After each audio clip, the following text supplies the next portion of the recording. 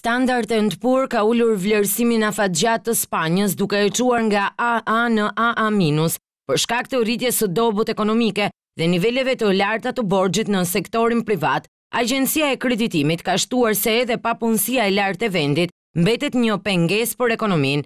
Ulja e vlerësimit nga Standard & Poor vjen pas javën e kaluar. Agjencia e klasifikimit të kredive Fitch renditi Spanjën në nivele më të ulta se më parë, një proces ky që mund të rrisë koston e huamarrjeve në vend. Masat e Standard & Poor janë marrë në prag të takimit të ministrave të financave të G20-s, të cilët pritet të takohen të premte në Paris, ku do të diskutojnë mbi krizën europiane. Ndërsa një ditë më parë, Fitch uli vlerësimin për 2 banka në Angli dhe një në Zvicër.